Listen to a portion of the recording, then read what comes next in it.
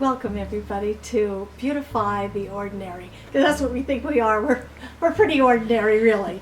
I'm Carol. This is my middle child and beautiful daughter, Sarah. Hello. Hello.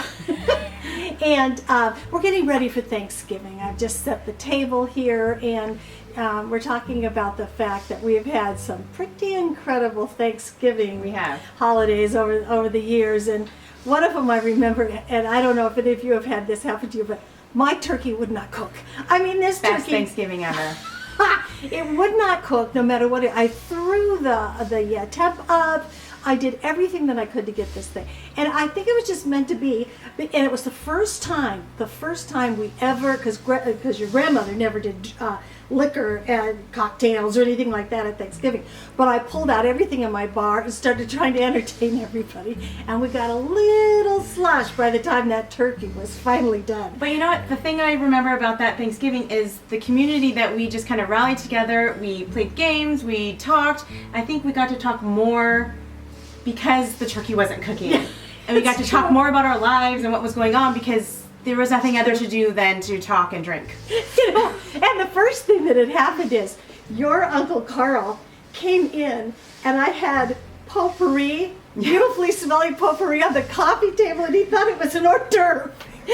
He both throws it in his mouth before I could... I pray that none of you get any of those kinds of experiences. But I tell you, I've set the table for 4 because my husband and I, we're both retired now, but we've moved down to Orange County and live 2.2 miles from my daughter Sarah and the 2 and only grandchildren that we have, and we're so glad that we did it. But the table is just set for 4. But do you remember when we did the reunion, the family reunion? There was way over 40 people there. It was crazy fun, though.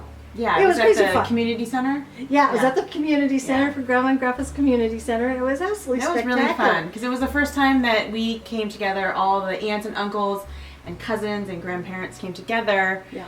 In a really long time because there's so many of us now. We've kind of all separated into our own families. Yeah, it is. It's always a challenge. Every holiday's a challenge. And so now we meet for Thanksgiving. Our godson always has it, and they have the kids about your kids' age, and so it's all about the kids, and that's so much fun. And we each bring something.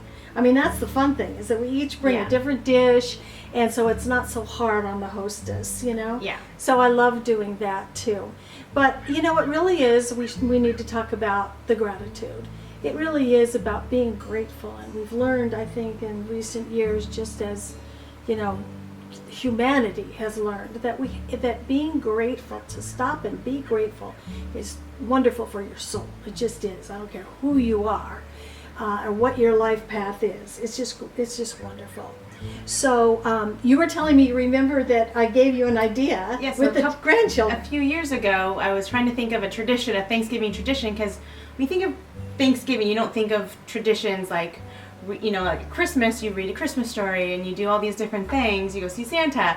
Thanksgiving, I was trying to come up with a tradition for my kids, and my mom had suggested taking a pumpkin, much bigger than this one, but each night the kids, well, at the time they couldn't write, but they would write something that they were thankful for. So every night before dinner, or in the middle of dinner or after dinner, we would get the black Sharpie out and we would write what we were grateful for that day. So each kid got one, we got one. So there's 4 things every day for the 30 days. How many days are in? Whatever. For Thanksgiving. I don't Until think it doesn't Thanksgiving. matter. A couple of weeks before you could probably so we start. each wrote, it was really cool. We had it on our mantle. That was the centerpiece of our mantle, was this grateful, thankful pumpkin.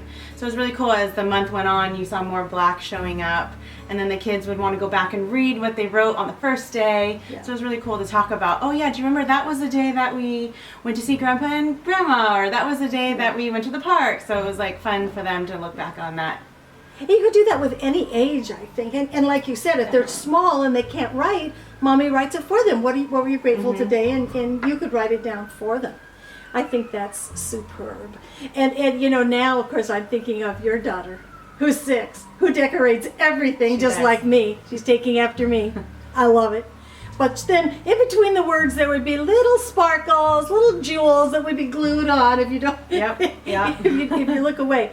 And you know what? I was just thinking, as I was looking at these pumpkins, I just got them at the market the other day, and since I'm not real happy with my plates, I don't have my Thanksgiving plates with me. When you retire, you pack everything and then you can't find it. But if you take a pumpkin and you, no matter what your dishes are, and you put it right in the middle of it, it's suddenly Makes it Thanksgiving. Thanksgiving. So we hope that you have a wonderful Thanksgiving with your family. And I hope that you will see that we think we're just ordinary people, but we like to beautify. So thanks for joining us. Bye.